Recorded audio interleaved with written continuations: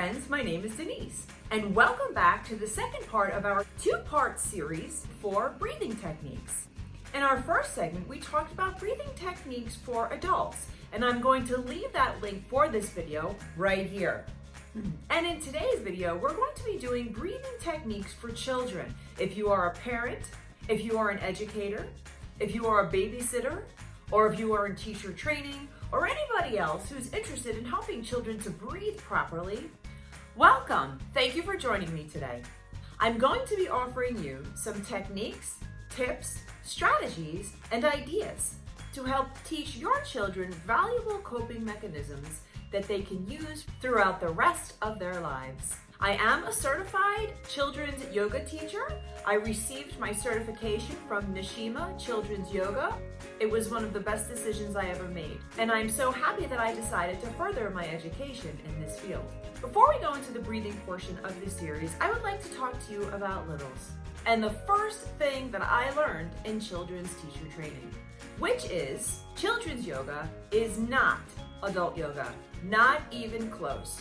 From the size of their body to the maturity of their brain and the way it works, it's not even in the same ballpark.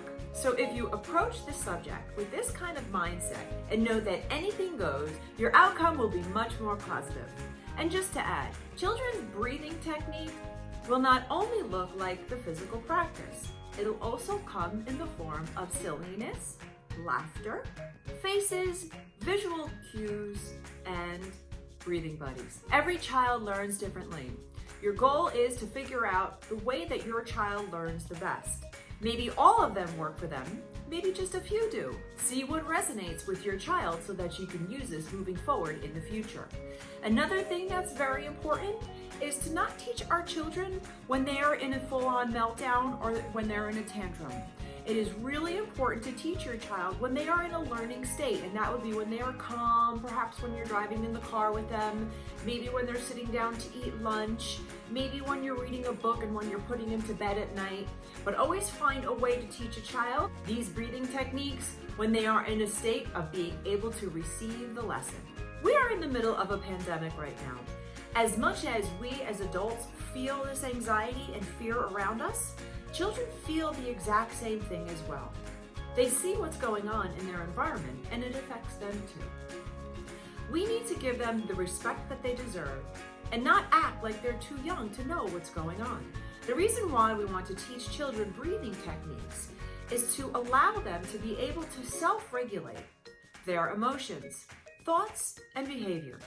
It also helps them to manage stress, impulse control, anxiety, and fear. Another thing that children have to contend with is that we are living in a digital age. While there is nothing wrong with technology, it is neither good nor bad. It is how we relate to it and what we do with it that matters. With the increasing use of technology, we are starting to see the rise of the digitally distracted child.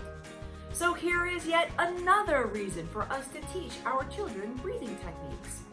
As we discussed in our first breathing segment, we know that breathing promotes mindfulness.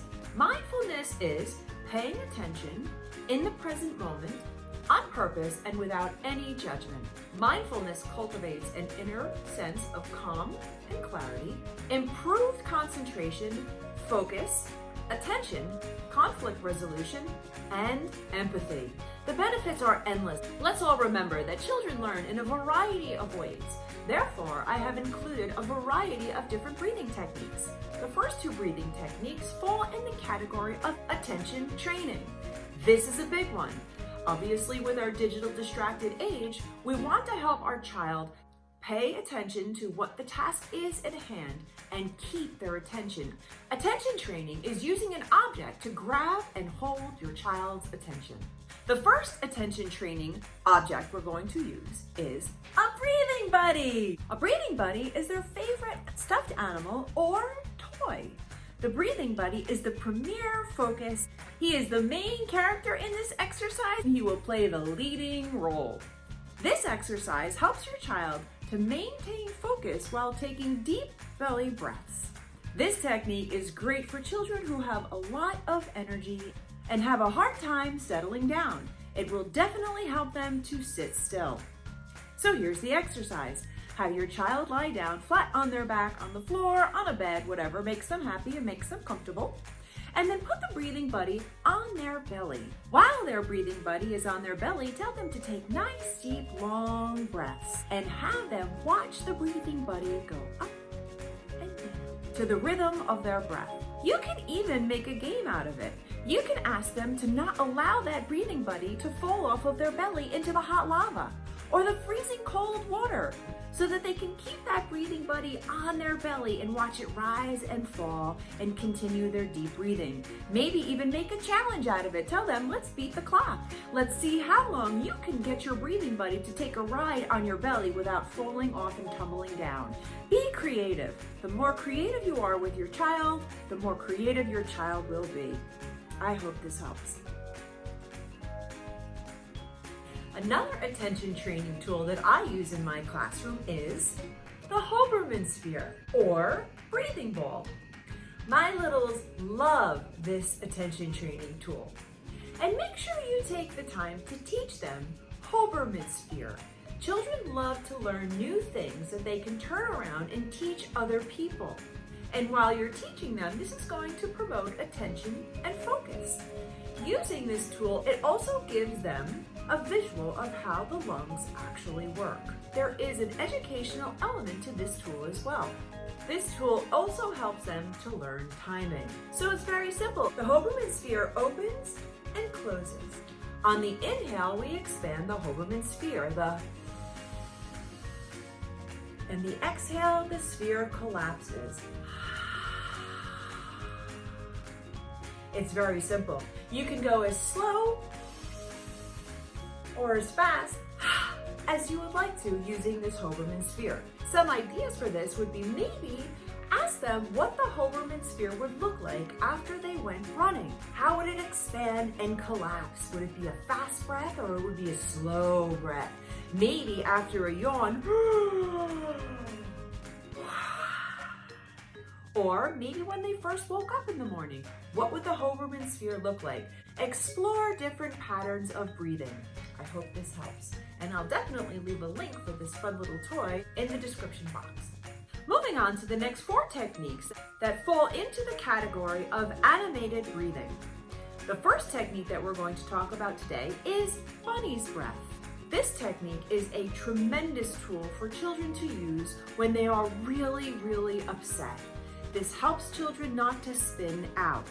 Bunny's breath helps children to find their breath. It is cleansing. It helps them to regain control of themselves. It connects them with their exhale while they're trying to catch their breath. The idea behind bunny's breath is just to simply picture a bunny as sniffing around a garden. You'll want to start out with your hands like this because we want to pretend that we're a bunny, and maybe even feel your long ears. And we can even be really animated with this breath if we wanted to. For example, maybe you can come up on your toes when you're doing this breath and make it all sorts of fun. It is such a useful tool when it comes to children regaining control of themselves. I really hope this helps. The next technique that we're going to be doing is similar to the pranayama deep breathing technique that we did in our first video. It is slow and methodic, the inhale and the exhale, flooding their little lungs and body with fresh oxygen. It increases the lung capacity, it is calming, and it is restorative. It is called flower's breath. This is a great bedtime routine as it helps your child to calm down and just let go. So the exercise looks like this. Make pretend you're holding the sweetest smelling flower that you've ever smelled in your entire life, and take a long, deep smell of that beautiful flower.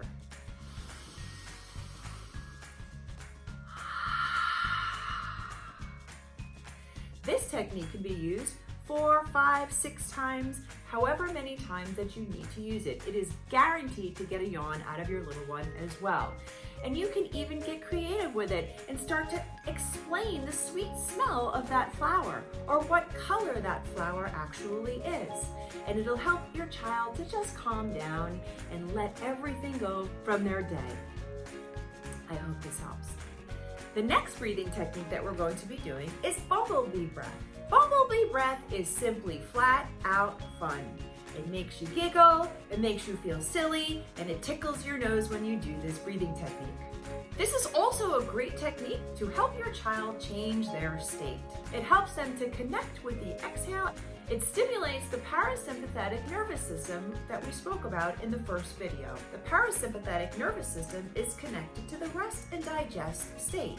It is a very simple technique to use. You can use this anytime that your child needs to change their state. Very simply, we're going to make a buzzing sound on our exhale and to see how long we can actually do the exhale. So take a really deep breath in, fill up your lungs completely. Here we go.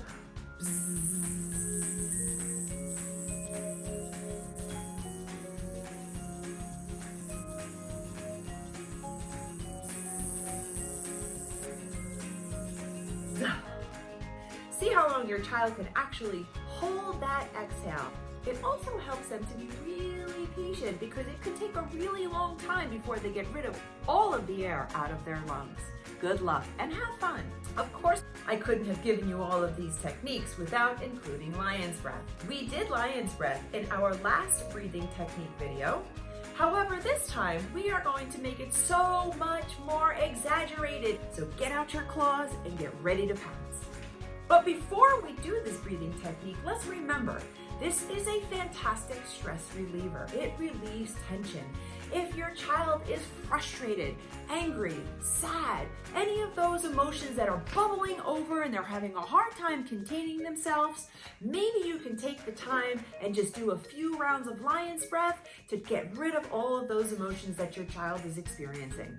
If you recall, the idea behind lion's breath is to release air. It's a big exhale. You stick your tongue out, make big wide eyes, but as children, we are going to incorporate claws. We are going to incorporate lunge. So here we go. Take a nice deep inhale.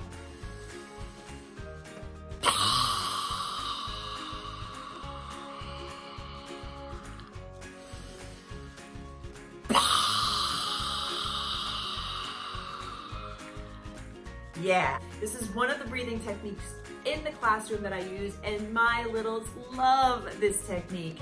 Just be sure that it is not a scream that we're using. It is a lion's roar. It's from the belly. Good luck. And the final breathing technique that I'd like to teach to you today in our animated breathing category would be bear breath. Bear breath is very similar to the box breathing that we did in our first video. The idea behind it is that we're using a count. In bear's breath, we're going to be using inhale for 4, hold for 2, exhale for 4, hold for 2. And the reason why is because what does a bear do in hibernation? He probably snores. So the animation portion of this could be maybe a big deep snore when your child is inhaling. This breathing technique promotes stillness and it requires discipline. It helps to settle your child, it is reflective, and it is restful. Bear's breath. On the inhale, we're going to count to 4, hold for 2, exhale for 4, hold for 2. Here we go. Inhale. Hold. Exhale. Hold. Go ahead and make that a little animated with your little one. You can do snores of a... Most children just want to be children, so perhaps behind closed doors, these techniques would be very useful for children way into their teenage years. However, if you're looking for breathing techniques that are going to help you with children who are becoming a little bit older, these next techniques are for you. You can still use the bear breath that we just did. However, perhaps you explain it to them as box breath and not use such a childish explanation of the breathing technique.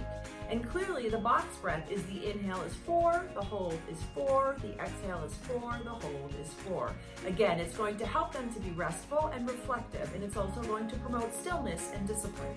The next idea that I would like to share with you is, as a child matures, maybe you can start to use a guided imagery meditation technique.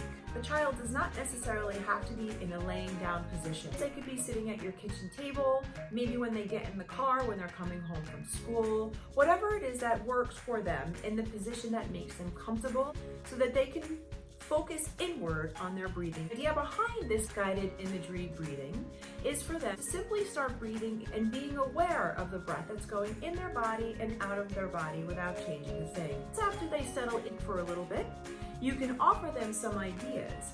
For example, your breath comes in, does it remind you of the wave that comes into the shore? And when your breath goes out, does it remind you of the wave that goes back out to sea? It'll be able to help them focus and get a visual of what's going on. Then maybe you can get a little bit deeper with them by allowing them to take deeper breaths and listening to the sound of how it goes in and out of their body. This could help them tremendously. I have one more breathing technique for you to try with your older children, and that would be the HAAAA breath. This is also a visual exercise. The HAAAA would represent something that happened to them, like they took a test and didn't do very well. Maybe it's something that had to do with a teacher interaction. There's two purposes for it. It is the physical let go as well as the mental let go. And it is such an easy breathing technique. The exercise will look like this.